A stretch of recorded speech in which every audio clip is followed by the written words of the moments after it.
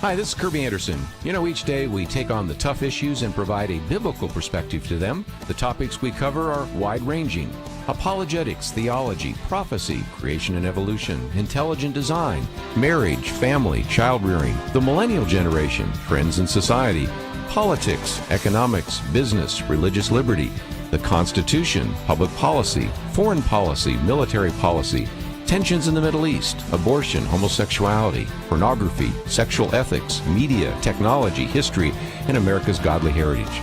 We talk about anything that affects your faith, your family, or your freedom. So don't go anywhere, because Point of View starts right now.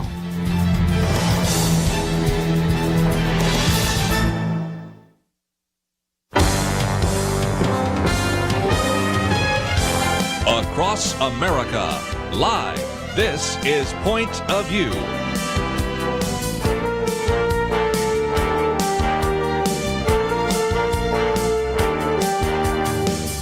And now, Kerby Anderson. Thank you for joining me. It is the Monday edition of Point of View. And first of all, as many of you know, I've been out this last week teaching. And as a matter of fact, some of the things I've been teaching about are some things we're going to be talking about today in this first hour. And really, it's going to be divided up in this way. We're going to really talk about some things that are very important and kind of give you a historical and philosophical look. And then in the next hour, we will get back into all sorts of issues in the news. Of course, we have this kidnapping of a number of American missionaries plus one Canadian missionary in Haiti.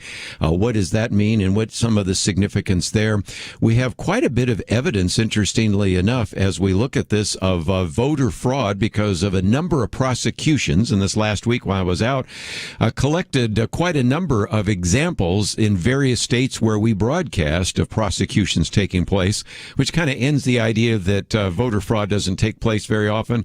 I am just about able to find one in almost every state. So we're just going to use maybe three in the interest of time today. We also give an update on that Marine Stuart Scheller, what's happened there, get into the education battles and a number of other topics, and even the question as to whether or not this January 6th committee is maybe going to be used to trample on our civil liberties. So we have a lot to talk about. Just before we get into this interview, let me just again say thank you to Dr. Merrill Matthews for sitting in one day, Penna Dexter doing the weekend edition. Of course, we have the Millennial Roundtable with Chelsea Human, and I'm back, and we are going to be covering a lot of topics this week. Matter of fact, even on Wednesday, I might just as a program note mention that we're going to be talking about The Case for Heaven from Lee Strobel, so you might want to put that on your schedule and make sure you can listen to that interview as well. But we are privileged this first hour to spend some time with Dr. Carl Trueman. Has his PhD from the University of Aberdeen. He is a professor of biblical and religious studies at Grove City College, also a fellow at the Ethics and Public Policy Center, where I've worked in the past as well, and author of a number of books, The Creedal Imperative, Luther on the Christian Life, Histories and Fallacies. But we're going to focus on this issue, the rise and triumph of the modern self. How many times on this program do we talk about people having sexual identity or gender identity? And I think you're going to find this very helpful. It is got a foreword by Rod Dreher's been on the program with us many times before, as we've talked about Live Not by Lies, and he's actually one of the reasons for the writing of this book. So first of all, Dr. Trueman, thank you for joining us today here on Point of View. Thanks for having me on. It's great to be here. And really, it was Ray Dreher and some of the things that Rod was doing that really encouraged you to write this book in the first place. Isn't that true? Yes. Rod and I connected over email, and he was interested in somebody producing a little introduction to the thought of Philip Rieff, who's one of the thinkers that I engage with in the longer book. And Justin Taylor, the senior editor at Crossway, picked up on the idea, and I talked to Rod and Justin and started to work on what would have been a fairly brief introductory work to Rieff. And as I was doing that, it became clear to me that a more interesting book would be to take Rieff's ideas and actually apply them to some of the issues rising in contemporary society, and that was the origin of the book. Yeah, well, look, it started out as kind of a response, and then it became a 400-page masterpiece, if you will, on the triumph of the elite and triumph of the erotic and a triumph of the therapeutic and all the rest. And I love how you begin it, because you talk about your grandfather who died, but you made a comment that if he had heard somebody before he passed away saying, "I'm a woman trapped in a man's body," probably a good line, probably reasonable to assume he probably would have laughed out loud. And yet today, and that's one of the reasons for this book, we have people making that statement, and it's regarded as coherent, meaningful, and an expression of something that needs to be done in terms of gender reassignment surgery.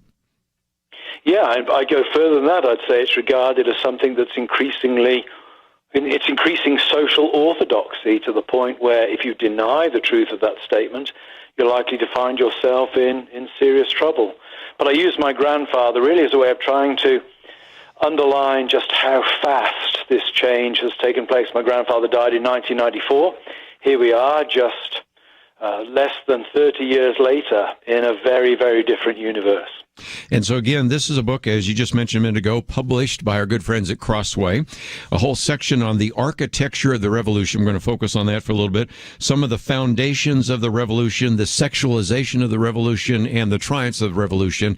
Again, a 400-page book. We won't cover all the points, but we'll certainly try to do our best to address some of those issues.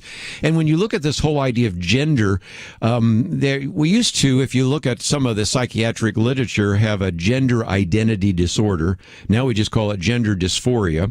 It was something that until more recent times affected really just a very small portion of the society, about 0.01% we basically estimate from what some of the literature was in the past, and it was mostly in boys. And now, of course, as we've talked about with Abigail Schreier in her book Irreversible Damage, now you have all sorts of girls coming out saying they're boys, and yet before 2012 there was no scientific literature about adolescent girls developing gender dysphoria and wanting to have any kind of gender changes, any kind of hormonal treatment, any kind of gender reassignment surgery of the rest. And so it illustrates, as you just pointed out a minute ago, how quick in some respects this has happened. But let's, if we can, go back many years, because you spend some time really helping us understand kind of this whole architect of the revolution. And of course, a key individual you mentioned just in passing is the person you kind of set out to really begin to address, Philip Rieff, The Triumph of the Therapeutic. And so why was that particular book so significant, and why was that what eventually started you writing this book? Yeah, I think what Rieff does in that book, which was written in 1966, is very interesting in that he points out that in the 20th century, a fundamental reversal has taken place in how we think of ourselves. Prior to the 20th century, our identities were by and large grounded in external realities. If you were born in the Middle Ages, you were born into a very fixed world. Yes. And your identity would have been grounded in geography, where you were born, because where you were born was likely where you were going to live and where you were going to die. It would have been grounded in the church, because the church was one church, just the Catholic Church. You would probably have been baptized, married, and buried at the same church. You would have pursued the trade that your father pursued. Probably he would have been a peasant farmer, so you would have been a peasant farmer. The world was very fixed, and in such a world, the people that Rieff calls the therapists, their job is to train you to adapt yourself to the externals. The therapist's job, if you like, is to help you come to terms with the way the world is. What Rieff notes in the 20th century is that there's been an interesting reversal, that now who we are is defined in a deeply psychological way, and the direction of therapy has kind of been shifted. Instead of the therapists of the Middle Ages being the priests, the ones who explained the misery of the world to you and where you were to fit into that picture, the therapists have now become those who are committed to helping make you feel better. Wow. Let me That's jump in real quick because we have involved. a mandatory break here, but I want to come back and talk about that because it used to be we understood who we are in terms of geography in the church. Now we understand who we are basically from psychologists and social media. We'll talk about that right after this.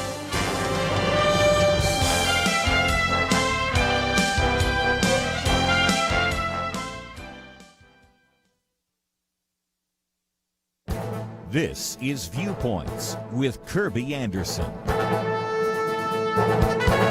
The debate and discussion about transgender issues will continue because of a transgender ideology that is developed that is actually harmful to kids.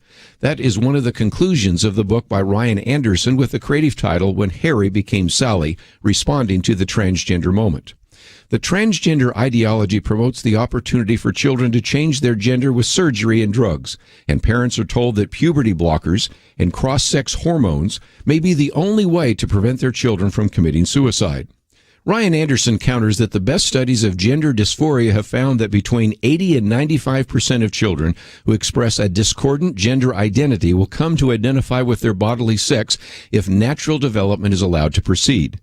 He goes on to document that even children going through transitioning treatment still have an extraordinarily high rate of suicide attempts compared to the general population. He reminds us that we should be tolerant and loving towards children and adults who struggle with their gender identity. But we should also be aware of the potential harm when transgender identity is normalized. Unfortunately, we are living in a world where transgender activists want more than tolerance and kindness. They demand affirmation. We aren't allowed to question whether using medical treatments to aid in transgender transformation is positive for children. In his new book, Ryan Anderson shows that the best biology, psychology, and philosophy support an understanding of sex as a bodily reality. As he puts it, biology isn't bigotry. I hope the American people will trust the best scientific evidence and not reject it in favor of the transgender ideology. I'm Kerby Anderson, and that's my point of view.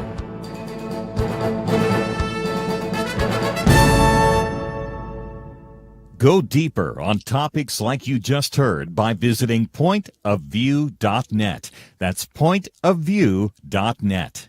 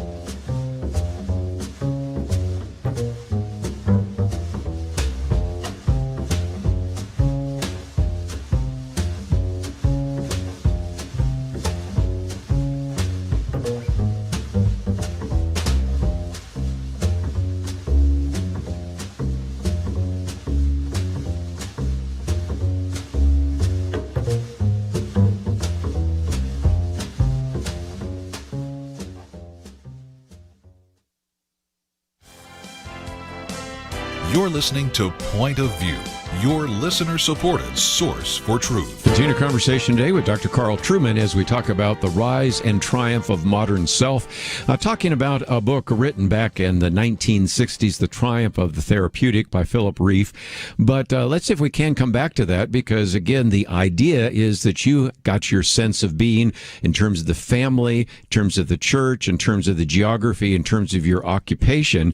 But now kind of the therapeutic needs that Philip Reif talks about of the psychological man kind of puts you in the center of the universe, and this whole idea of self really in that respect, as you talk about in the title of your book, is kind of a modern idea, isn't it? It is. And when you think about the pre-modern notion of the self, it essentially involves some level of self-sacrifice. We were supposed to give things up in order to be truly who we are. So we have children and we give up our freedoms by having children, but that's a fulfilling thing because that's what we're meant to do. Now, some people think of having children as a burden because it inhibits the self. It prevents them from being free and happy as they wish. So, yeah, we've seen this amazing shift really in the last 50, 60 years. Reif was very prescient, writing about this in 1966. It had hardly started in 1966. Now, of course, it is the very air that we breathe. Yes, I grew up in Berkeley, so I saw some of the beginnings of that even in the 1960s. But this is kind of the chapter that you have on reimagining the self. But the other part of that is reimagining our culture, because that also has to do with how not only our image of who we are, but how the culture influences us was very significant. So what can we learn from that? Well, I think could you be more specific there? Well, what exactly are you pointing to?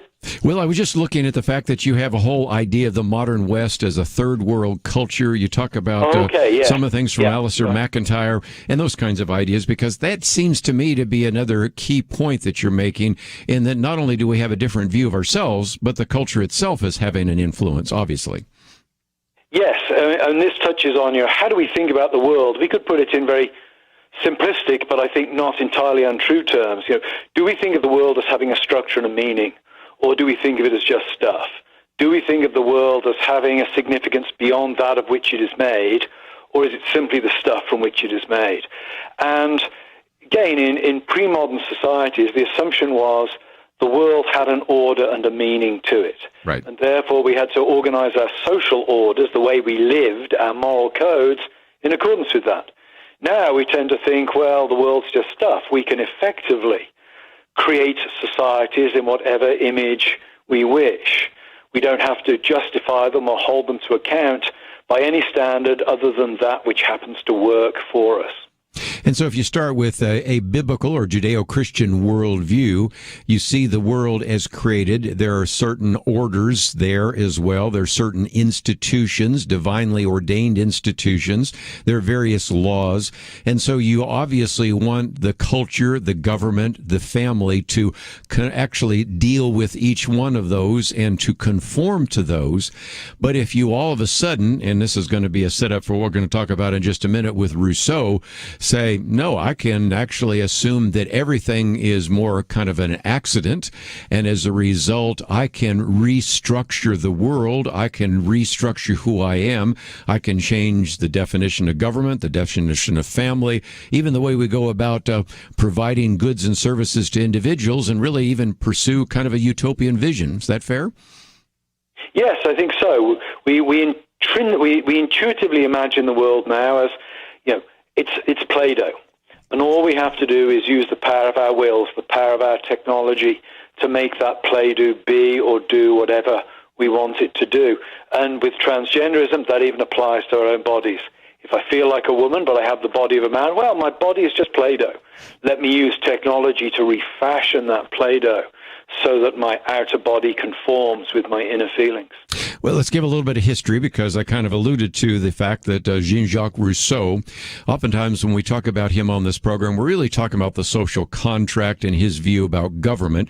You take us to the idea of the Confessions, but whatever you do, there is this idea that we go back to the state of nature, and we really can divine and really design and even begin to delineate different kinds of structures. Oftentimes we talk about this idea of coming up with a different social contract, but also this relates very much to what actually began in the Enlightenment, because there was this idea that we can throw off the shackles of a Judeo-Christian or Western culture and redesign this culture in a very different way.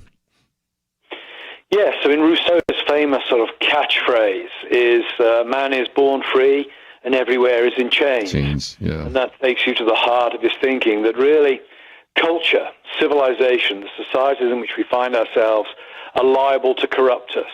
Every human relationship in which we engage might well be something that hinders our self-fulfillment or our flourishing. And when you think about the implications of that, that also pushes you inward. And that takes us to Rousseau's Confessions. Who you are becomes your inner feelings. Yes. Who you are is that raw cry of nature within you before society gets hold of you and molds you to its pattern. It's complete nonsense, of course. No human being is born free. We're all born remarkably dependent upon our parents. But just because it's nonsense doesn't mean it can't grip the imagination and drive how we think about the world. What about this idea of Rousseau? Because he talks about self-love.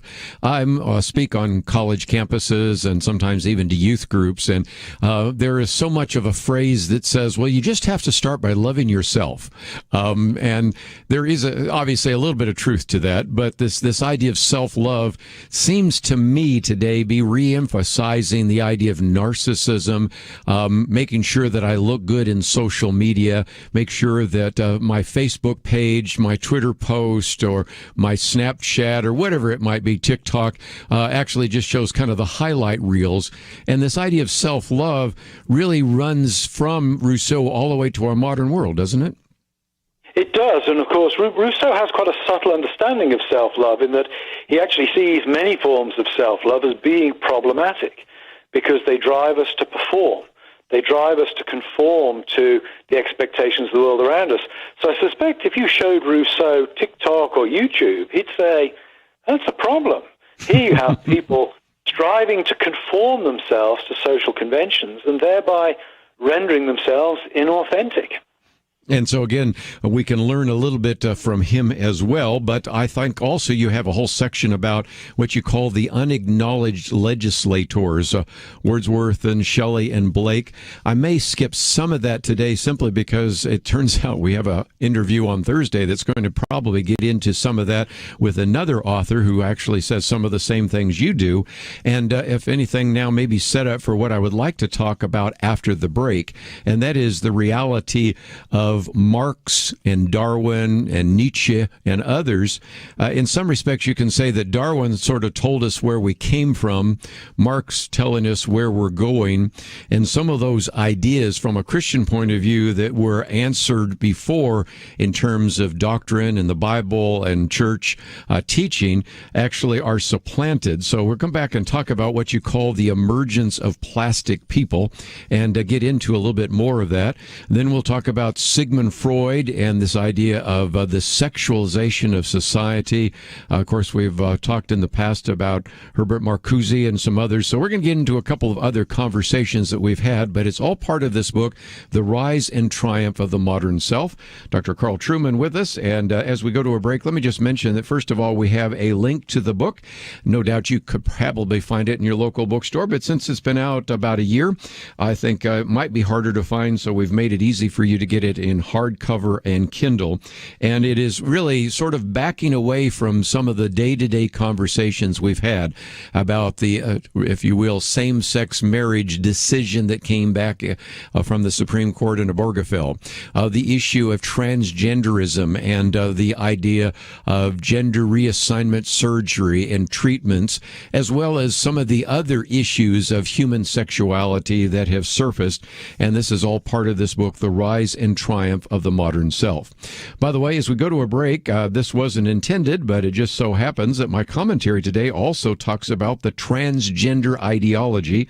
It is just a brief summary of interviews we've done in the past with people like Dr. Ryan Anderson, When Harry Became Sally. So in some respects, the commentary today provides just one example of what we're talking about in a more philosophical way with Dr. Carl Trueman. So let's take a break. We'll get back to Marx and Freud and Darwin and Nietzsche and some others. And if you want to join the conversation, feel free to give us a call. That number is 1-800-351-1212. Or simply sit back and listen to some of the conversation. Next hour, of course, we will be getting into all sorts of things in the news, and there is so much. I'm not sure we'll get it all in that 1 hour, but we'll do our best. Let's take a break. We'll be back with more right after this.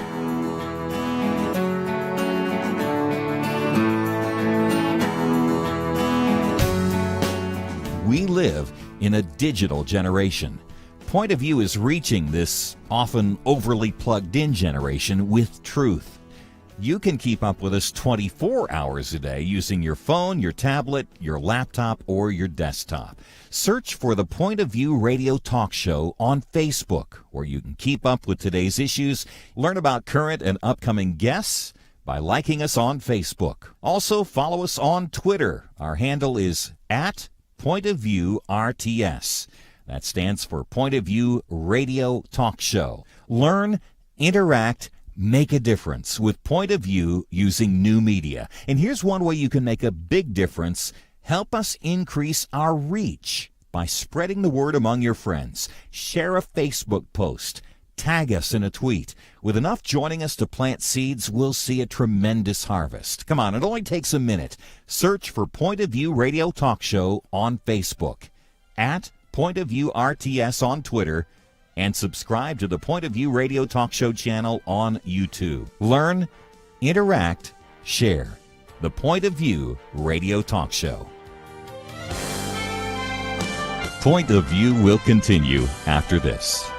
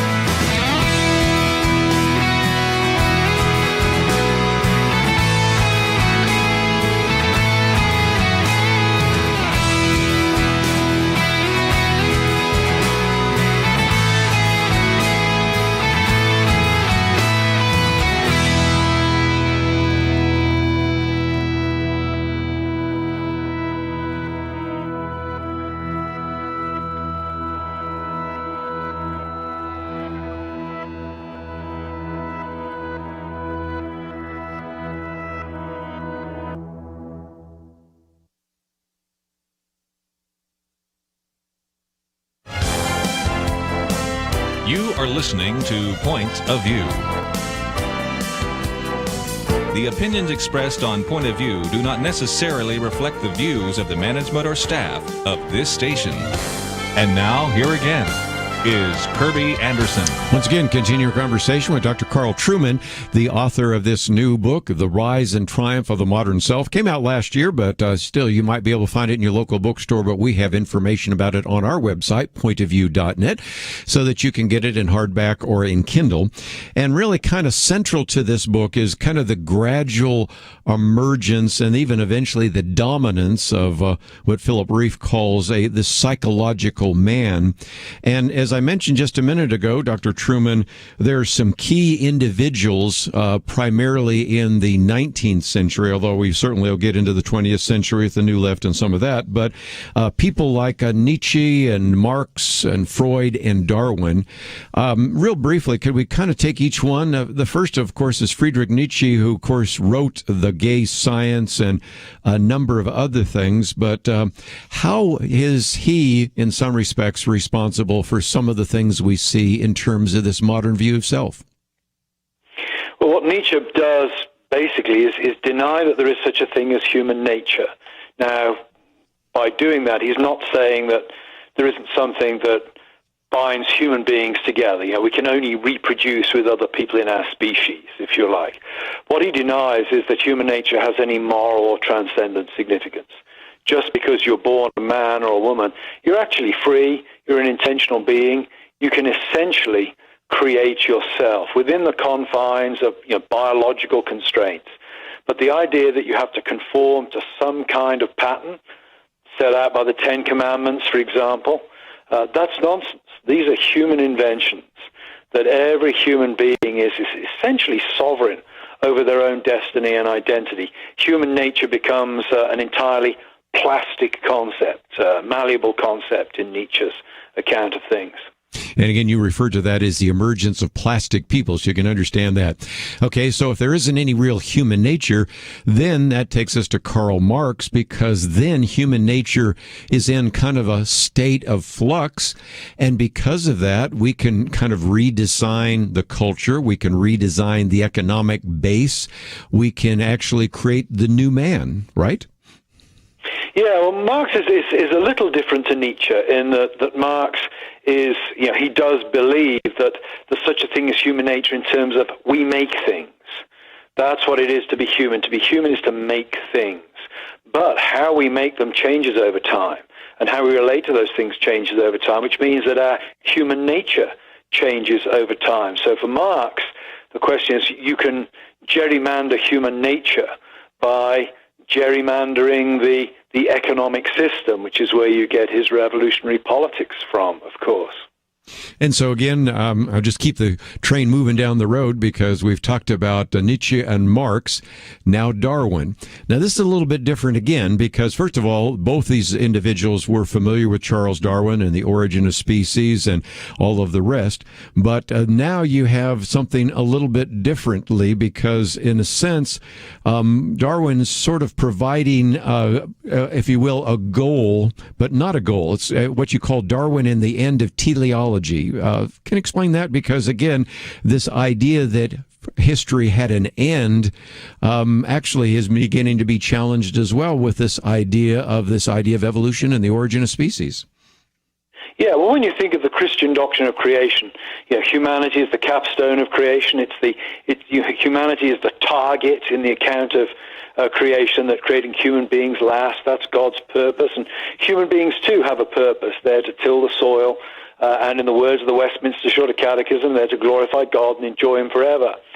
Darwin, by essentially saying, no, human beings don't emerge because of some divine plan. They don't emerge because there's some grand future purpose for them. They simply emerge out of the chaos of collision of species, the chaos of evolution. Therefore, we shouldn't talk about human beings as having a particular end. There is no teleology, there is no purpose for human beings.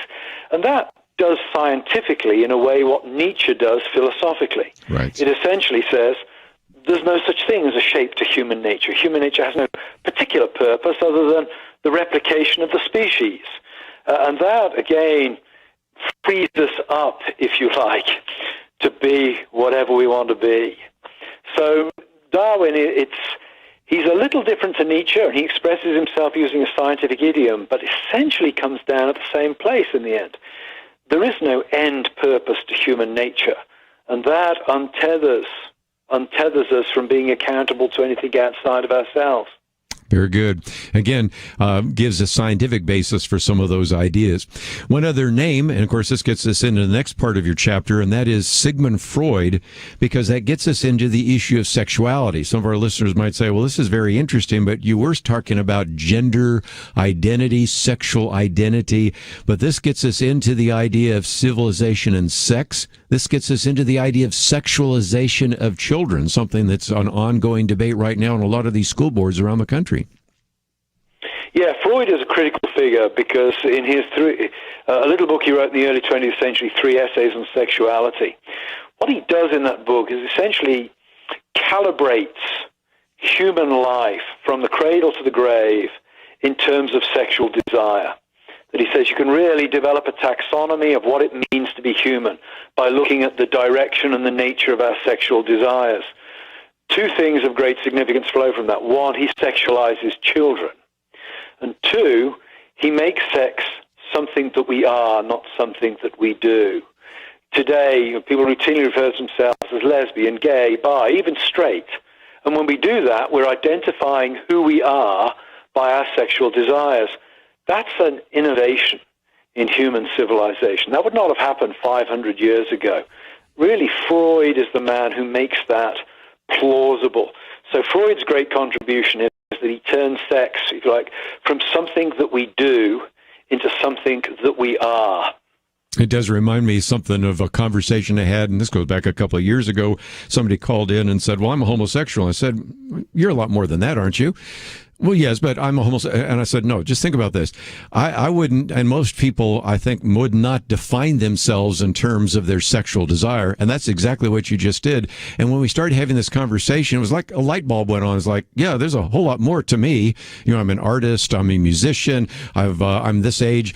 Because, again, as you point out, now you begin to have your identity into your sexuality, which leads me to, of course, now more modern ideas, and modern by the sense of at least things that show up in the 20th century, and that is the new left and what you call the politicization of sex, because now it's become political, because now not only do I define myself in terms of sexual issues, in terms of identity, then you get into Wilhelm Reich and others in terms of this idea of a sexual revolution. Can you kind of explain how that unfolds?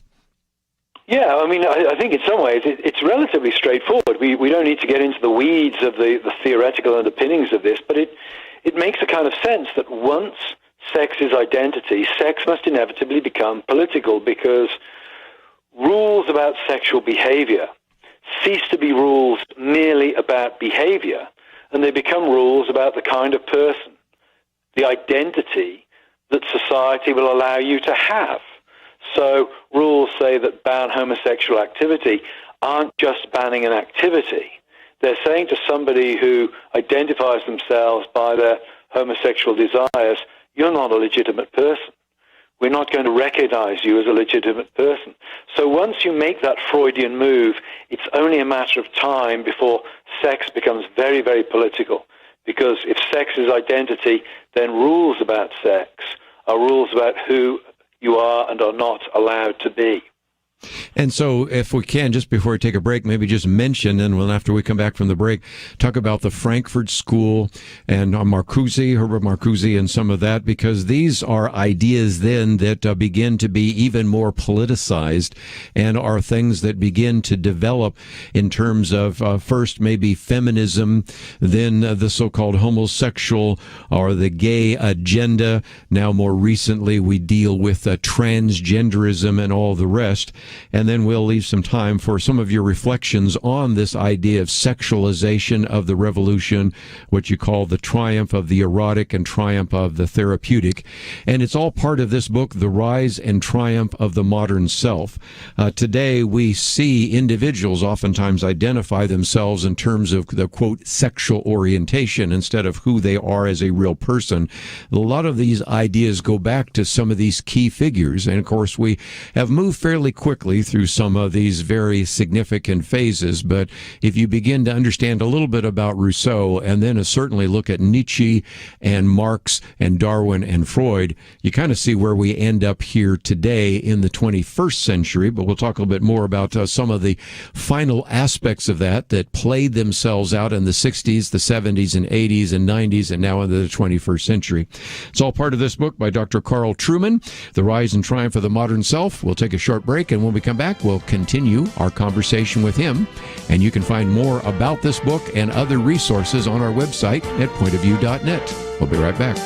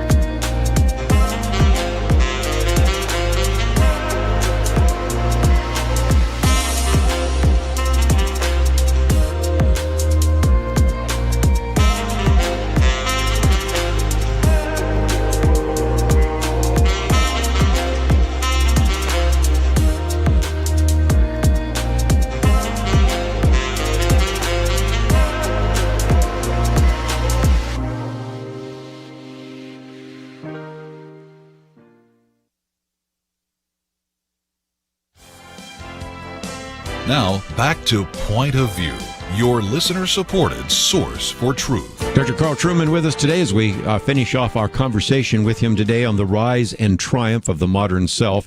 And Dr. Trueman, first of all, this helps us understand as we look at some of these individuals in the past, whether it's Marx or Freud or Darwin, their influence. But it also explains something else that I hear sometimes from our listeners, and that is, it seems like, and you even talk about this in the book, that sex now pervades almost every area. Elementary education and middle school right now, there are major battles taking place on school boards around the country, especially in the state of Virginia right now, which we've talked about, in terms of how much sex education to teach and whether or not to talk about transgenderism and those kinds of things.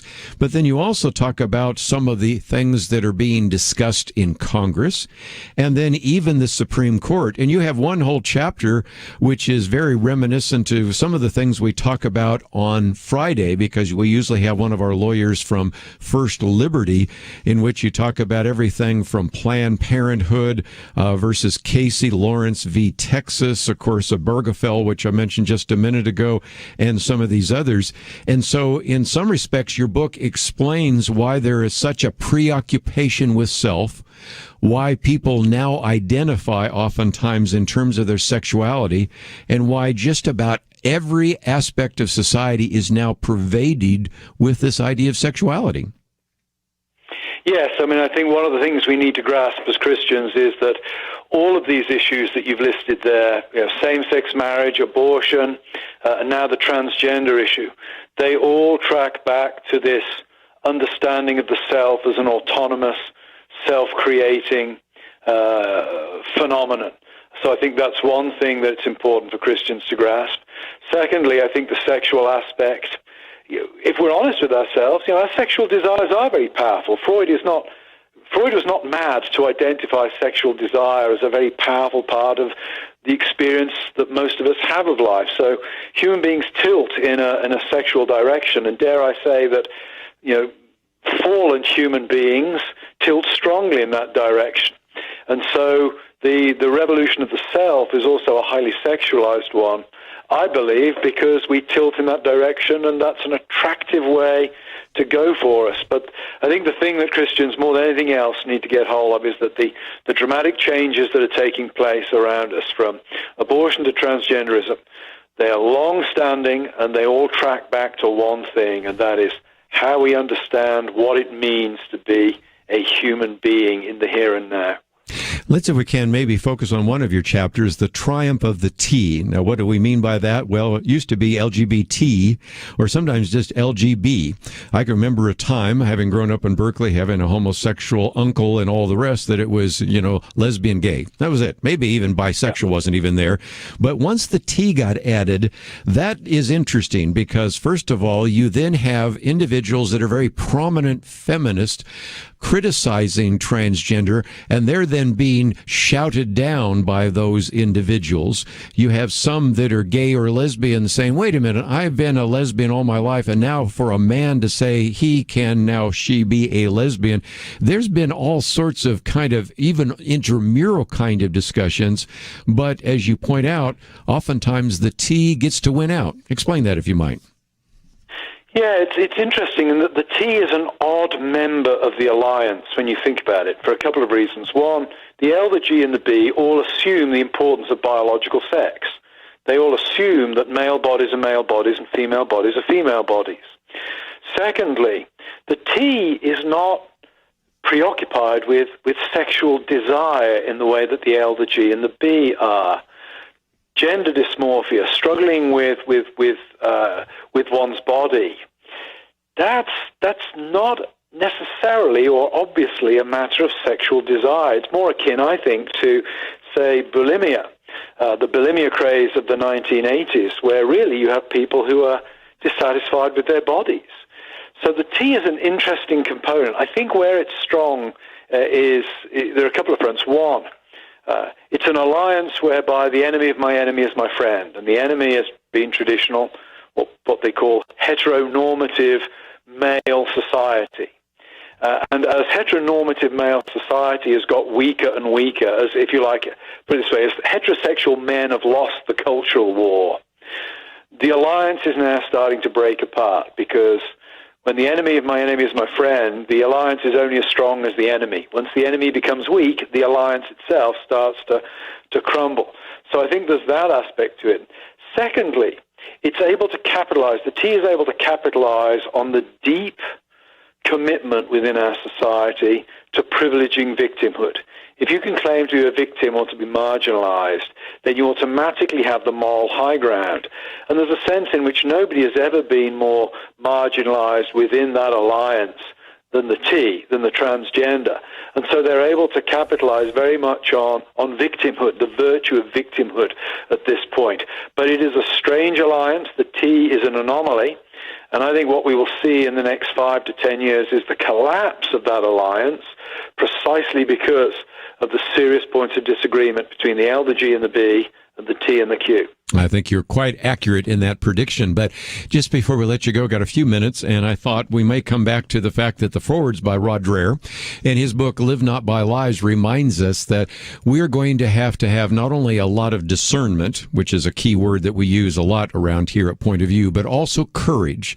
And sometimes it takes for us to say to a transgender individual that a male body is a male, and even as my commentary today reminds us, and whether it's some of the stuff from Dr. Ryan Anderson or Dr. Paul McHugh or others, most individuals that have any kind of gender confusion, usually it eventually resolves itself. And so sometimes we need to have the freedom and the courage to say, you are proposing ideas that go against science and biology, and so we need to have the courage to speak out on those issues, don't we?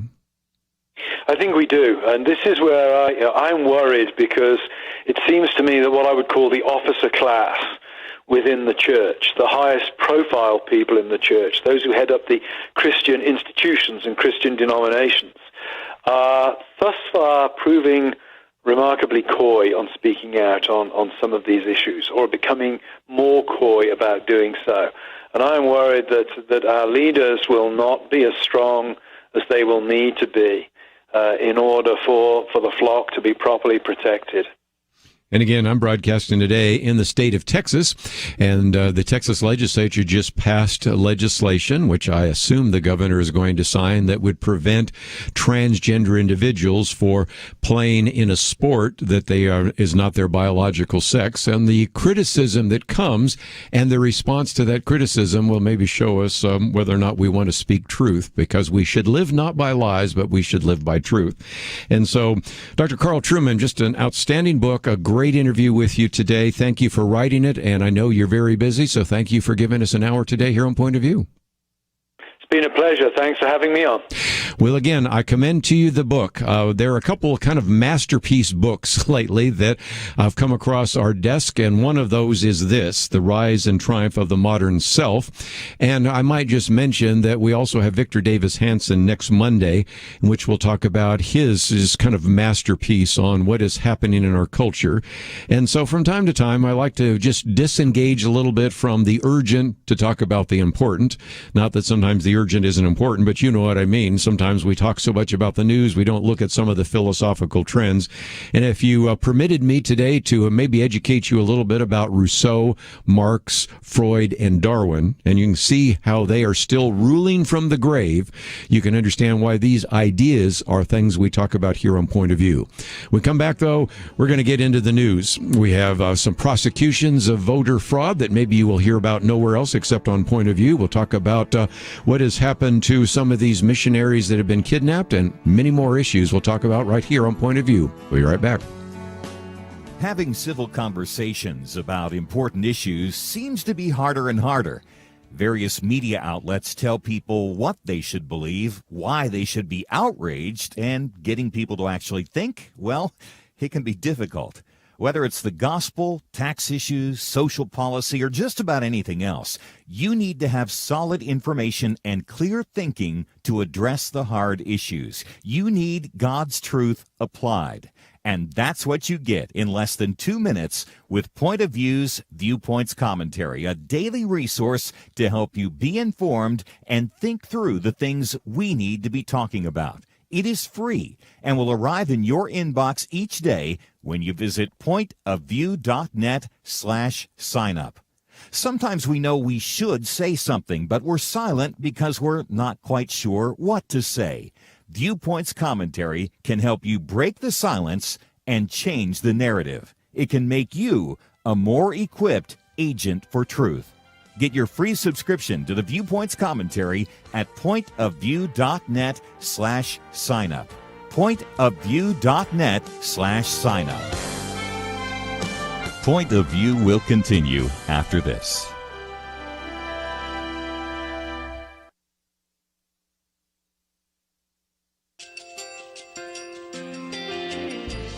I just want to thank you so much for all the wonderful programming you have.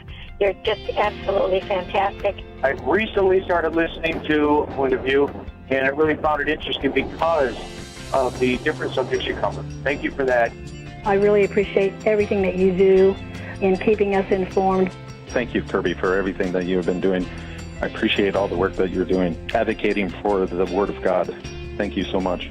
Point of view, I think, is absolutely necessary because it's a Christian perspective, a biblical worldview perspective, and receive very current, up-to-date information about what is really going on, week to week in our culture, which is changing so rapidly, and yet it's morally sliding backwards. Yeah, I'm just, first of all, I thank you guys. Y'all's program is wonderful, and enjoy it every day. I learn so much every time I listen to it.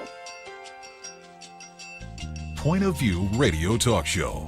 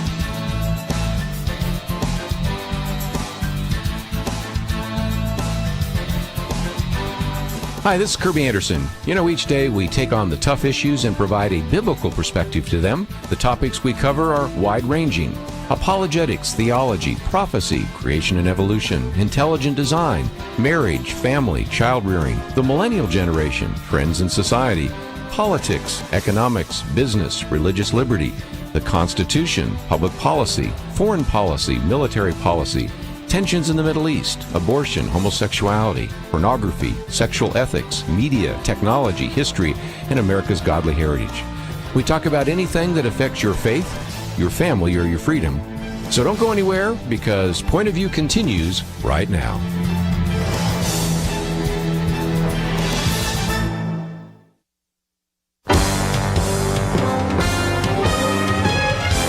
Across America, live. This is Point of View.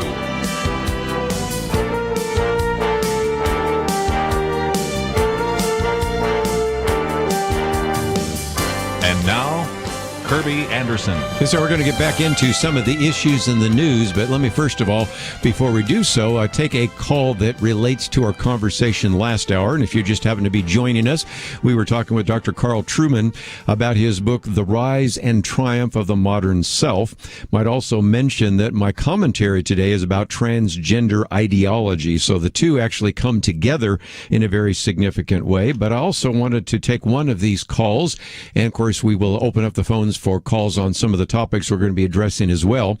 And you're free to give us a call, 1-800-351-1212. But let's go to Arizona first, and KNLB. Martha, I think you have a story that you'd like to share with our listeners. I do. Thank you for taking the call, Kerby. So in the last hour, you were talking about the transgender people and how they may grow out of it. And I hear that frequently, but I've actually seen it in person. There was a boy that I was his carpool mom from 4th grade up, basically. And after high school, he went into the Army. And I saw him after his tour of duty in the Army. And I said, let's go to lunch. And we're talking about a man now. And he's probably 21 or 22. And I took him to lunch. And at lunch, he announced that he was a lesbian because he was a woman trapped in a man's body who liked women. And my reaction to that, I think probably because I knew him from such a young age, I was very calm, and I sort of asked him questions about it, like how can, a man who likes women is usually a heterosexual, and he, the way I reacted to him, I didn't think I did anything positive, okay? But then about 2 years later, he called me out of the blue, and he was not happy at lunch. We finished lunch and, agreed to disagree and everything else. But 2 years later, he called me up and he thanked me for being one of the only people that approached him with love and kindness and the facts. Wow. That you can't actually be female just because you say you're female, and not judging him. And he wanted to invite me to his wedding, he and his wife, and he married a woman, and he no longer thinks that he's a lesbian. So it can be done. We just can't shy away from it. There is hope. And you just treat it just like anything else that you might not be used to, and you don't recoil with horror. You just sort of love the person, and if you love the person, eventually it comes around the other way. Well said. And again, a great anecdote, but as you mentioned just a minute ago, my commentary today happens to be on the book by Dr. Ryan Anderson, which is, again, 250 pages long. I think I remember right, there's about 30 pages of endnotes, and he documents that anywhere between 80 to 95% of children who express some kind of discordant gender identity come to eventually identify with their bodily sex. And if you say, well, Dr. Ryan Anderson, what does he know? Well, I don't know. How about Dr. Paul McHugh, who is the emeritus professor from Johns Hopkins University Medical School, who originally was proposing sex reassignment surgeries. Back then, they were just called sex change surgeries, and eventually concluded that it wasn't doing any good. So the bottom line is there's a lot of great material out there now that didn't exist, maybe even when you were having that conversation. But by being willing to listen and raise some questions, you obviously made a very significant difference. So, Martha, thank you for sharing. no problem. And it's common sense. And I guess he said it was just the things I said that made sense. Like, you are actually male because you have the male chromosome. And, maybe you want to rethink this thought process. And if we've got stuff to read about it now, I suggest everyone read up on it, because this is what's happening to people, and we need to be able to witness to them no matter where they are. Let me just mention real quickly that Martha gave you a good example of just being willing to listen and ask some questions. But if you find yourself saying, I might want to know more about this, I think some of you are saying, look, can we get on to another topic? I understand that sometimes we don't want to even get into this. But if you or maybe somebody you know is really dealing with this, and it may be somebody you know who's a parent dealing with a child. I just mentioned that, of course, we today have the commentary about Ryan Anderson.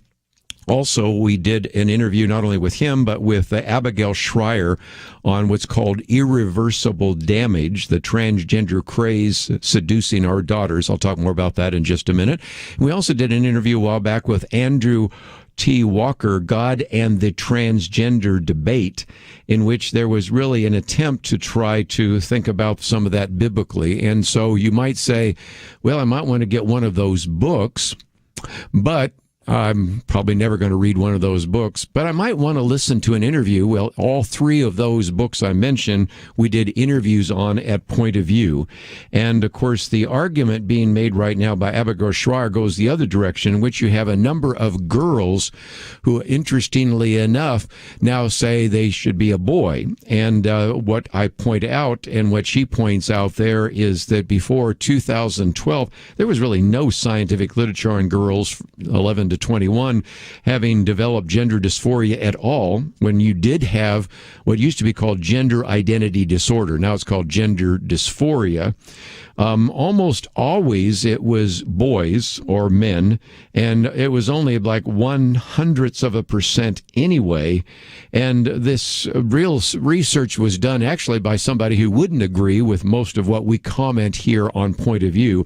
That was Dr. Lisa Littman, who's an OB-GYN public health researcher, who noticed when one or two of these girls came out saying, I'm actually transgender in this little small town in Rhode Island, she said, well, good, I'm glad they're coming out. And then when it was 2, then 3, then 4, then 5, then 6, then 7, she started saying, wait a minute, something's not right here. And actually did surveys of a number of parents whose kids did not really meet the standard psychological criteria for gender dysphoria, but suddenly identified as transgender. She found, for example, that many of these girls had some psychiatric diagnosis, maybe things like self-harm. The parents actually said that the announcement brought a popularity boost, but back to the comment that we just heard a minute ago from Martha, even though the parents probably in most cases that she interviewed would be sympathetic to same-sex marriage and homosexuality and that kind of thing, as soon as they even asked their daughters questions about, are you really sure you want to do hormonal therapy and gender reassignment surgery, does that really make sense? Immediately the kids labeled these relatively liberal parents as transphobes and the rest. So you can see that oftentimes the reaction is going to be emotional, but for individuals willing to listen to some facts and some information, there is quite a bit coming down. There, of course, in many of these books, especially in Ryan Anderson's book and in some of the others, whole chapters on what's called transphobia trans regret, I should say, transgender regret. And we reported here on the program a while back that even some professors that have tried to maybe document the case history of some of the transgender regret have actually been challenged. I think over in the UK, one lost all his funding, maybe even his tenure and all of the rest. So nobody wants to hear the other side of it, but there is information that you can find here at Point of View. You may be listening now and saying, I doubt I'll ever need it, but who knows, someday you'll wish you at least knew that it was there on Point of View, and those are resources we want to make available to you. We'll take a break, take some more phone calls, and get into some of the issues in the news right after this.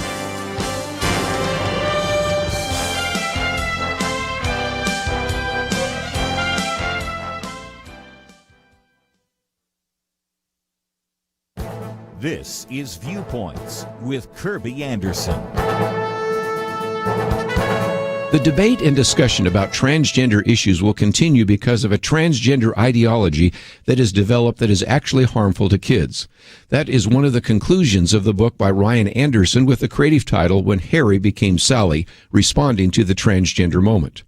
The transgender ideology promotes the opportunity for children to change their gender with surgery and drugs, and parents are told that puberty blockers and cross-sex hormones may be the only way to prevent their children from committing suicide.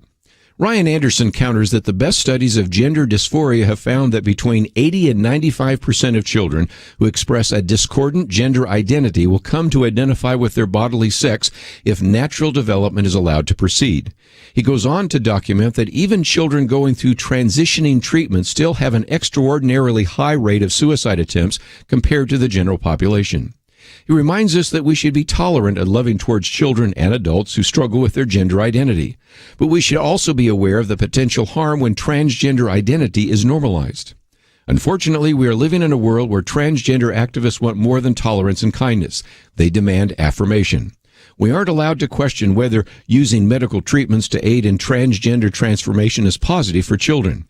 In his new book, Ryan Anderson shows that the best biology, psychology, and philosophy support an understanding of sex as a bodily reality. As he puts it, biology isn't bigotry. I hope the American people will trust the best scientific evidence and not reject it in favor of the transgender ideology. I'm Kerby Anderson, and that's my point of view.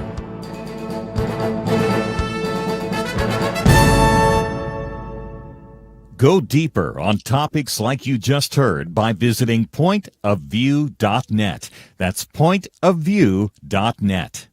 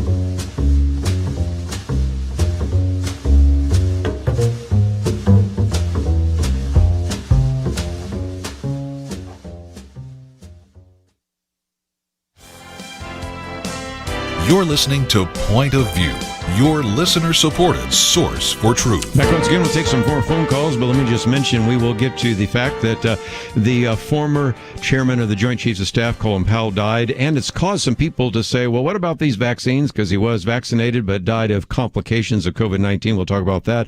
Some of the missionaries have been kidnapped. What happened to the Marine that spoke out against the botched withdrawal of Americans from Afghanistan, and much more. But let me take at least one more phone call on the issue of transgender and biology. So we'll go to Mac in Texas. You have the floor. Mac, thanks for calling.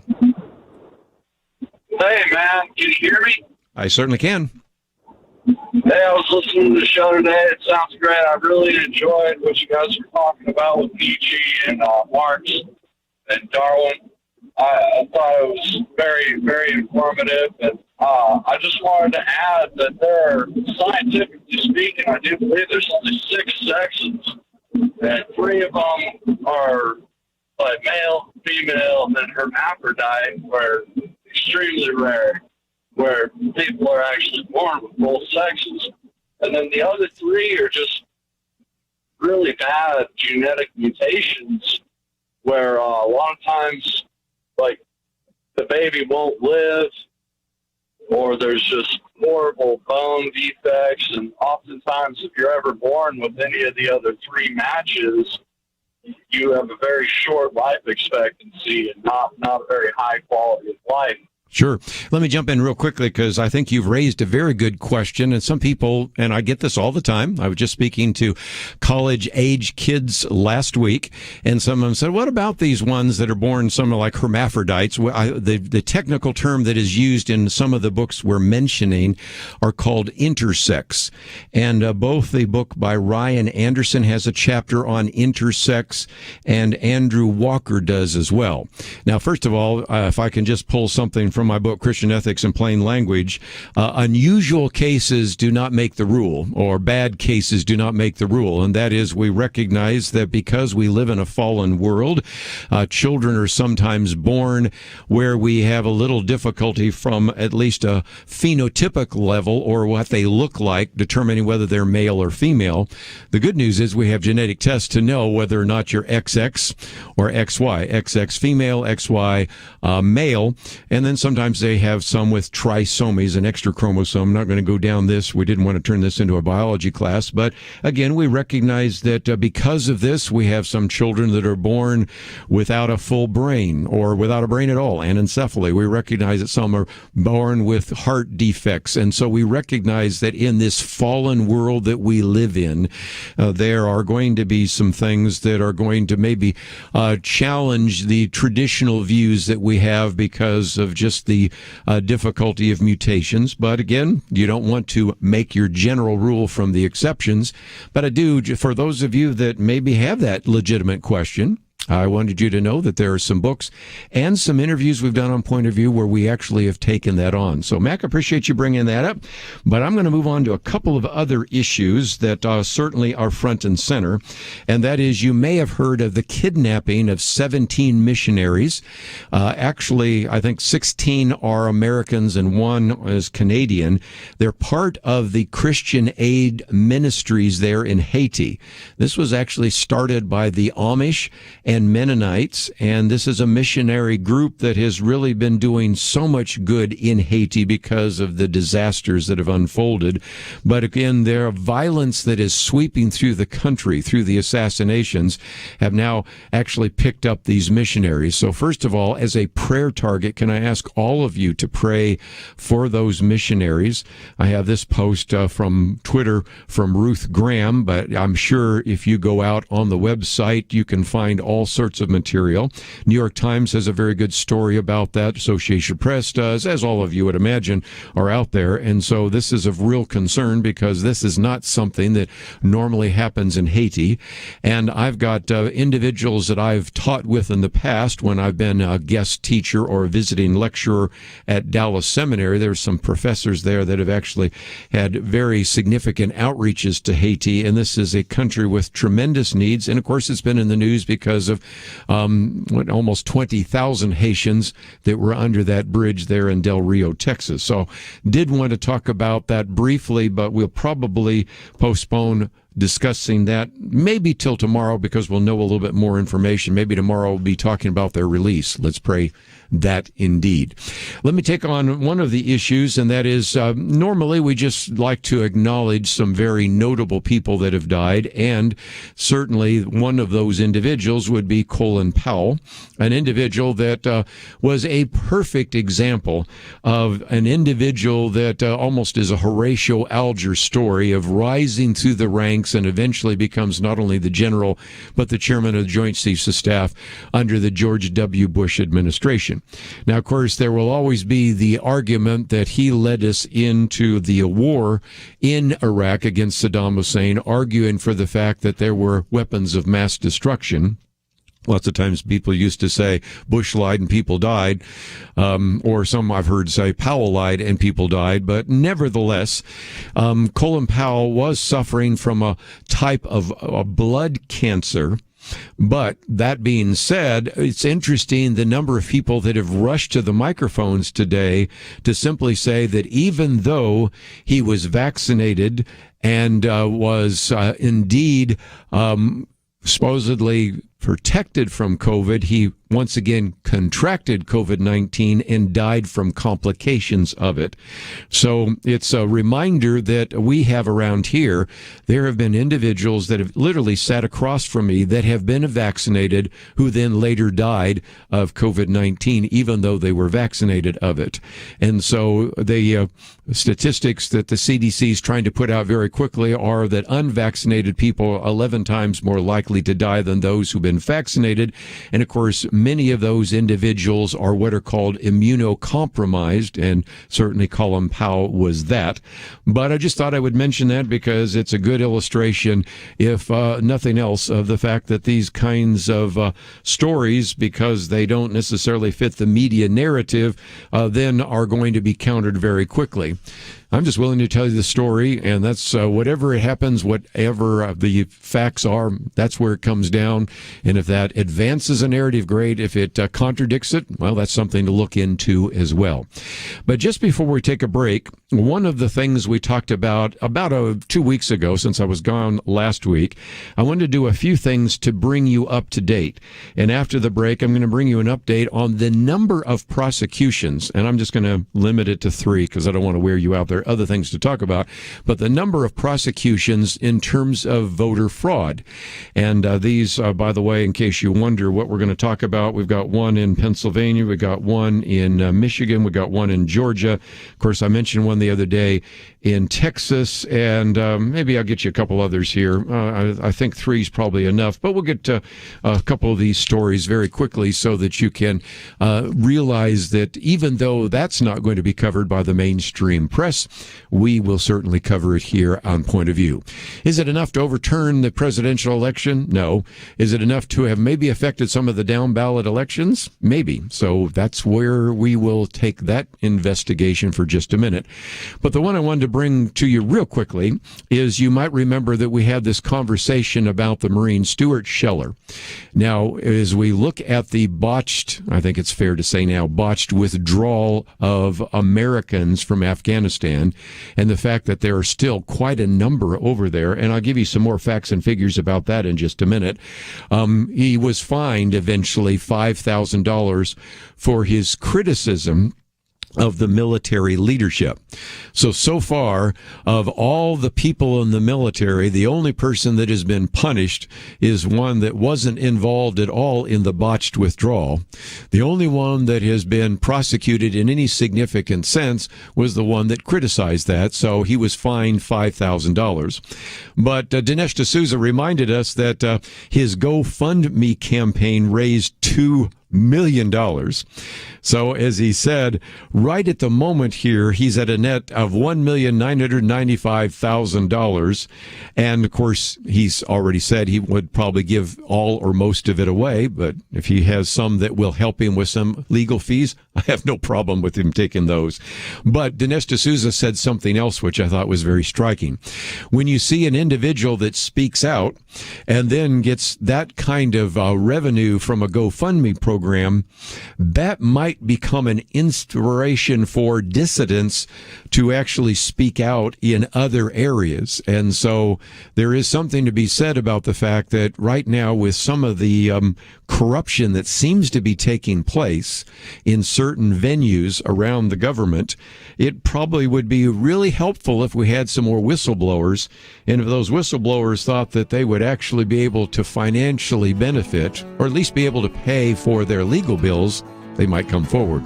So we'll see where that plays out. But I just thought, give you an update on what happened to Stuart Scheller. I appreciate his boldness. We need more like him. We'll be right back. We live in a digital generation. Point of View is reaching this often overly plugged-in generation with truth. You can keep up with us 24 hours a day using your phone, your tablet, your laptop, or your desktop. Search for the Point of View Radio Talk Show on Facebook, where you can keep up with today's issues, learn about current and upcoming guests by liking us on Facebook. Also, follow us on Twitter. Our handle is @PointOfViewRTS. That stands for Point of View Radio Talk Show. Learn, interact, make a difference with Point of View using new media. And here's one way you can make a big difference: Help us increase our reach by spreading the word among your friends. Share a Facebook post. Tag us in a tweet. With enough joining us to plant seeds, we'll see a tremendous harvest. Come on, it only takes a minute. Search for Point of View Radio Talk Show on Facebook, at Point of View RTS on Twitter, and subscribe to the Point of View Radio Talk Show channel on YouTube. Learn, interact, share.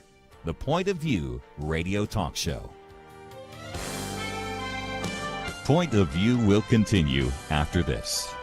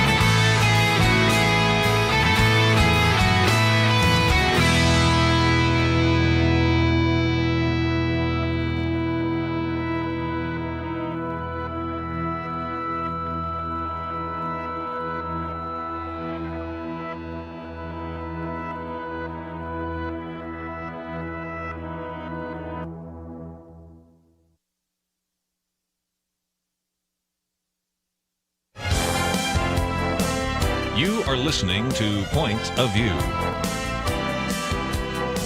The opinions expressed on Point of View do not necessarily reflect the views of the management or staff of this station. And now, here again is Kerby Anderson. Fun laugh hour. If you'd like to join the conversation, 1-800-351-1212. Before the hour's over, I'll let you know a little bit about what's going to be happening on Tuesday and Wednesday. Of course, I already gave you a preview on Wednesday. We have Lee Strobel with us talking about the case for heaven. I know you're going to enjoy that. But just a minute ago, when I was talking about the Marine Stuart Scheller, you might have said, is it really that much of a botched withdrawal? I mean, yeah, we had some disaster back then, but there's no problems now. Well, yes, there is. Well, you'd think, well, no, I haven't heard the press talk about this at all. And here's the strategy. The Biden administration doesn't talk about Afghanistan, so the press doesn't ask about Afghanistan, and so no harm, no foul. Let me, again, inject some things into this conversation. I'll just use one example from Connecticut. I used to live in Connecticut, and the Connecticut affiliate there, NBC News, said more than 36 Connecticut residents are still trying to leave Afghanistan after American forces withdrew. Elected officials, relief organizations, and veterans groups are still trying to get out. Here's some of the quotes. Their school teachers are calling me asking, where are the students? The 10-year-old student from New Haven who is stuck in Kabul is sending me voicemail messages. And this comes from Chris George, the executive director of IRIS. He's talking about some of the 43 Connecticut residents stuck in Afghanistan. They're running out of food, and yes, they're running out of hope. That's Connecticut, a relatively small state. Multiply that by 50, and you have an idea of what we are really talking about here. Now, I do a broadcast from the Dallas area, and here in Dallas right now, of course, we have one of those military interpreters, Najib Aminyar, and he actually told Senator John Cornyn at a Dallas roundtable on Afghanistan at Vickery Meadow, which is, by the way, is where a church that I'm supported by actually does ministry, and said that many were evacuated in this chaotic fall of the Afghanistan government. They didn't really even hold the special immigrant visas. Many of those who hold it need to immigrate to the United States, and yet, of course, the Taliban has taken over. Now, we're assured by the Biden administration that they will still have some more opportunities to evacuate people, but given the fact that the Taliban controls the airport and the country, you can see why so many people are fearful. And again, because this is a Christian program, I always like to focus on the response and the situation for many of the Christians there in Afghanistan. There's some articles that have come out saying that the Christians in Afghanistan are bracing for the worst. An estimated 8,000 to 10,000 Christians remain in Afghanistan. This is a country that ranks second only to North Korea in its persecution of Christians. And that, according to World Watch list that is put together each year by Open Doors. And of course, every year we interview them and get that list. So you can, as we were talking about praying for a variety of individuals, also think about praying for some of the Christians there in Afghanistan. Over the last couple of minutes, of course, we've been talking about all sorts of things that just never seem to get covered by the mainstream media. So if you value the way in which we try to cover these stories, I hope that you will take the time to maybe encourage other people to listen to this program. Maybe think about clicking that button that says donate and saying, yeah, appreciate what you're doing, and anything I can do to help you financially, we would greatly appreciate it. But let's now, if we can, look at a few examples, and I'm only going to give you 3 before we take a break here, of people being prosecuted for voter fraud. Now, just because you're being prosecuted doesn't necessarily mean you're guilty, but let's just face the fact that almost all of these people have been caught very cleanly, and it's very obvious that all of them are guilty. The only question you might have is it possible that sometimes government officials aren't going to be really good at catching everyone, especially if some of the people engaged in felony voter fraud tend to be individuals in government themselves and can prohibit or prevent the investigation. But first of all, to our listeners in Michigan, You may know about this, but it was announced that we have 3 Michigan women that have been charged with crimes related to their alleged attempts to commit voter fraud. And I'll say alleged, but the evidence is pretty clear here. The Michigan Secretary of State, Jocelyn Benson, said that our election system is secure, and today's charges demonstrate that in rare circumstances when fraud occurs, we catch it and hold the perpetrators accountable. But when you look at the people that are caught, it does raise the question, because in some respects, these are hardly individuals that have any kind of prominence. But one of the women, for example, is an employee in a nursing home, stole a stack of all sorts of absentee voter applications meant for the nursing home residents, filled them out, forged the residents' signatures, and had the applications turned in. Well, there you go. A second woman, this was in Wayne County, by the way, returned her grandson's absentee ballot despite the grandson wanting to vote in person. And so you've got that one, which, again, that's one off. But again, here's another one in Oakland County in Michigan. Caretaker, again, for legally incapacitated people, and fraudulently submitted more than 24 absentee ballot applications to 9 city and township clerks. So a lot of these are very minor, might have made a difference in a local election, but again, illustrative of what could be the tip of the iceberg. And of course, that's in Michigan. What about Georgia? Well, of course, for those of you in Georgia, by the way, it's been a pretty good time for Georgia. First of all, football, right?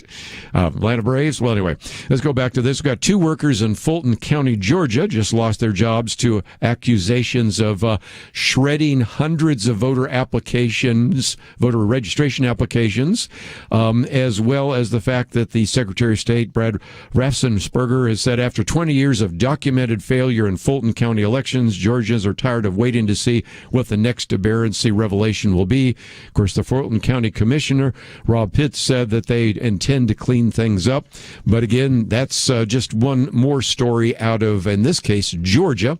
And just to be fair, let's take the one in Pennsylvania.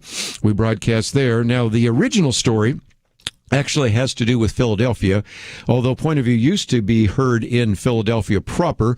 Some of you that are in Philadelphia area probably hear from some of our stations in Pennsylvania. And again, talking about a voter fraud scheme, which in this case talks about a staffer that actually worked for the Philadelphia City Council member, and by exercising influence and control, distributing cash payments, supporting family and friends, and different kinds of things in that regard.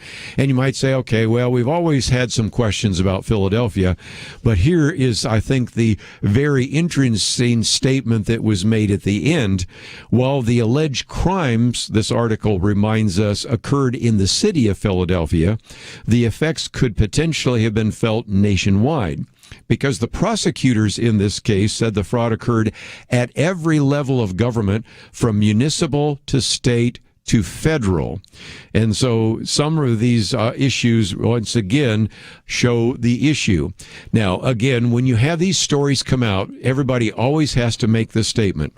This scheme certainly does not prove that widespread voter fraud occurred in 2020 in the presidential election, especially because these alleged crimes do not extend past 2019. So we're looking back actually a while, although we now have some examples. I think just the other day we saw another voter fraud came out of the 2020 election. But I always love the argument. Used to be we would hear the argument this way: there's no voter fraud. Then we started hearing, well, there's no widespread voter fraud.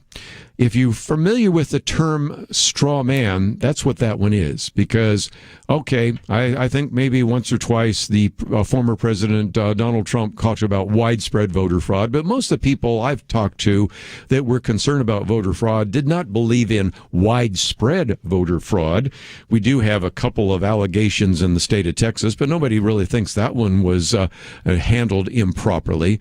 What we've always talked about on this program is targeted voter fraud. And of course, even now you can see that there are some people like Molly Hemingway and others talking about how those targets were actually identified and used. So this idea that there was not widespread voter fraud, okay, I agree with that. Rush Limbaugh used to say, even on his program, I don't really believe in widespread voter fraud. It's the issue of targeted voter fraud. And, of course, we have to also acknowledge that while I'm saying that everybody I mentioned here is innocent till proven guilty, these are mostly the tip of the iceberg. Just imagine right now, if you're in a city and you're perhaps the county clerk, you're the district attorney, and there are allegations of voter fraud, and you know that it's going to be very difficult to prove voter fraud, and then once you do, for many people, it's simply a slap on the hand. In some cases, they rise to the level of being a major crime or a felony, and you have so many other cases that you need to address and so many other issues you need to address. You can see that a lot of times they'll just simply say, well, there may have been voter fraud, but there's just no value in investigating it. And I come back to my favorite line. How much voter fraud do you really want to tolerate? If you can answer that question, let's see where you go. Be right back.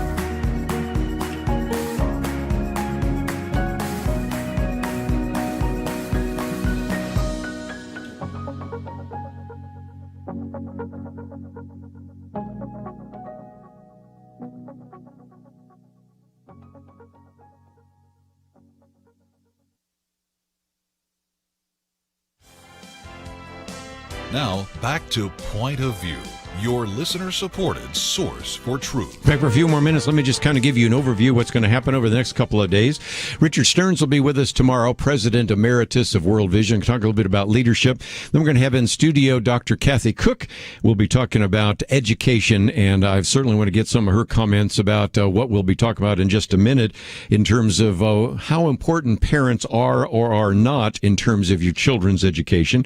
As already mentioned earlier, on Wednesday in the second second hour, we'll be talking with our good friend Lee Strobel about his new book, The Case for Heaven. Fascinating book. Ken Samples will be with us on Thursday. We'll be talking about this idea of transcendentalism and some of these ideas that we didn't cover today when we talked with Dr. Carl Trueman. Jim DeMint will be with us as well. And before the week is out, we will have our weekend edition. Penna Dexter will be with me, Jeremy Dice, and it will be a good week. And in between, we'll try to drop in as much information as we possibly can from the news. And you will notice that our first article here today, which we just are now getting to, that shows you what kind of day today has been. It's by our good friend Jerry Newcomb, the primary stakeholder in education. Is it the parents or the educrats? Now, this has surfaced because in this debate that took place over the governor's race in Virginia, and we're going to be watching that race because Virginia has almost become ground zero for some of the debates between parents and educators, Loudoun County and others. But during the debate, the former Virginia governor, Terry McAuliffe, basically said that I don't think parents should be telling schools what they should teach. Now, on the face of it, there's some truth to it. We don't want parents trying to manipulate every aspect of the education, but we do have this, if I can use a Latin term on point of view, in loco parentis, we recognize that there is a responsibility that educators have to actually make sure that they're educating the children for the next generation in accord with the values of the parents. And yet, interestingly enough, if you go through this article, you see another quote which says, well, parents are not the primary stakeholders in their children's education. They might be considered important, but not primary. And you might say, well, who said that? Oh, that'd be Joe Biden's education secretary, Michael Cordona. So this idea that if you were to just take one quote out of context, some people would say, by Terry McAuliffe, doesn't prove your point.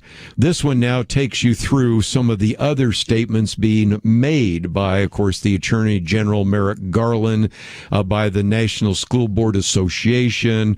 Of course, we've already talked about that the other day. And even by the education secretary, which basically said, you give us your kids, we'll do what we think is right. Yeah, we'll give you a little bit of input, but if it gets a little bit too contentious, we're going to call you domestic terrorist, and we're not going to let you come in and talk to the school board anymore. And which leads to our second article, because I happened to mention Merrick Garland. In case you're not familiar, he is the Attorney General. And of course, he has right now said that we are going to instruct the FBI to work with various state and local agencies because from his perspective, some of the school boards have gotten out of hand. And quite frankly, if you are going to protest the school board, be gracious, be civil, and don't threaten individuals. And we should, as always, speak out against whether it's liberal or conservative, Republican or Democrat, progressive or fundamentalist. You cannot and should not threaten school board members. But sometimes when they say they threaten by saying, I'm going to defeat you in the next election, well, I think that's appropriate. That's different than saying, I know where you live and I'm going to come to your house. By the way, I did post a while back a piece by David French in which you had some QAnon saying, we know where you live. Well, that's a little different than, as I pointed out at the time, those that not only know where those individuals live, but protest outside of the door of individuals. Tucker Carlson, he said they actually assaulted the door. Other individuals like Clarence Thomas and Brett Kavanaugh, as well as all sorts of various members of the Republican Party primarily have been assaulted. You can talk about, of course, Ted Cruz and Mitch McConnell, and to be fair, even some Democrats, and that would be, of course, Senator Sinema from Arizona. But anyway, back to our key point here. Merrick Garland should resign, but at least he should recuse himself. This comes from the editors of the Washington Examiner because they point out that this is an individual that actually has connections to this. The son-in-law to the Attorney General is a man by the name of Zan Tanner. And Zan Tanner's company produces very expensive surveys. They charge $288,000 to administer 3 questionnaires to the Arlington Public Schools. Matter of fact, I love what they said is, boy, the kind of money you can make these days by promoting critical race theory, by promoting more comprehensive sex education and the rest, pretty amazing. So the editors of the Washington Examiner, and again, you probably won't see this except in the Washington Examiner, are saying, the Attorney General has a financial interest, or at least his son-in-law has a very significant financial interest in promoting some of these, what I think are pretty toxic ideas.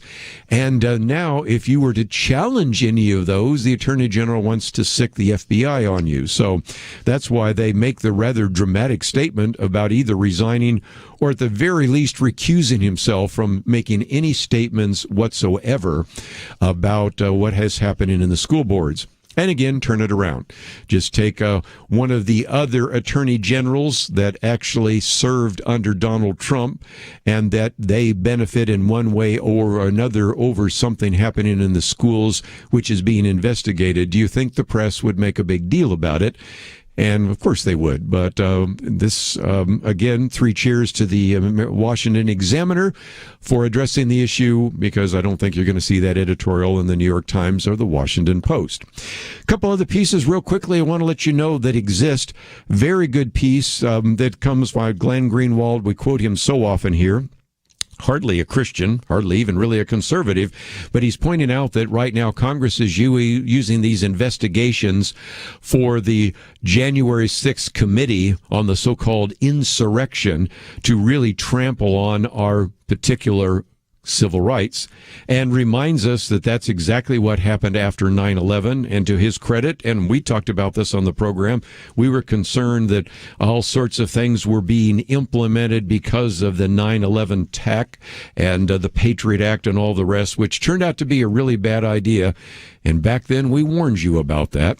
And then the final one, really haven't had much to say today about the issue of vaccines and the virus and all the rest. But Rob Jenkins really does a very good job of talking about America's descent into medical fascism.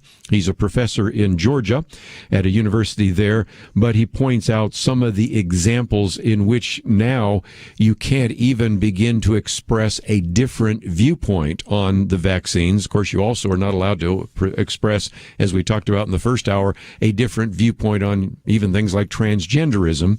And so even though we say we believe in the medicine, we believe in the facts, we believe in science, the reality is that some of the people controlling social media prevent those kinds of conversations from really taking place. So those are a couple of articles. If we have time later in the week, we'll try to get into them, but we've posted them for you to read today so that you have a lot more facts and information than maybe you had before the program started. And if we've educated you in one way or another and you appreciate that, you might sign up to get my daily Viewpoints commentary. That's available on the website. You might also want to listen to this again or send the podcast to someone else that needs to hear it on transgender ideology. And if you'd think about clicking on that button that says donate, of course, we certainly will need your financial support to continue doing what we're doing here every single day. Want to thank, first of all, Doug for stepping in today for Andrew. So, Doug, thank you for engineering. Steve, thank you for being such a good producer. And want to thank you for listening to Point of View. Tomorrow, we're going to spend some time talking about leadership. We're going to talk about educating your kids. I know you're going to appreciate those conversations. In between, we'll get into a couple of facts. We'll see you back here tomorrow, right here on Point of View. Having civil conversations about important issues seems to be harder and harder. Various media outlets tell people what they should believe, why they should be outraged, and getting people to actually think, well, it can be difficult. Whether it's the gospel, tax issues, social policy, or just about anything else, you need to have solid information and clear thinking to address the hard issues. You need God's truth applied. And that's what you get in less than 2 minutes with Point of View's Viewpoints Commentary, a daily resource to help you be informed and think through the things we need to be talking about. It is free and will arrive in your inbox each day when you visit pointofview.net/signup. Sometimes we know we should say something, but we're silent because we're not quite sure what to say. Viewpoints Commentary can help you break the silence and change the narrative. It can make you a more equipped agent for truth.